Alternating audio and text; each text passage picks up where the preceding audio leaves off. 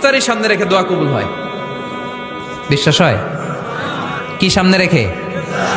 সামনে ইফতারি। বসে থাকে আমরা তৃষ্ণায় সারাটা দিন, ছাতি ফেটে যায়। আল্লাহ দেখে, দেখতে দেখতে আল্লাহর একটা সফট কর্নার তৈরি হয়। এটাই সুযোগ কাজে লাগানোর, ঠিক কিনা?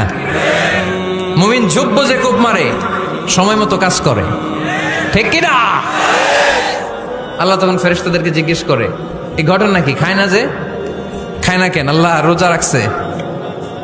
এগুলো কি? রো আফজা, পেঁয়াজ, আলুর চপ, বেগুনি, মুরগির রান খায় না।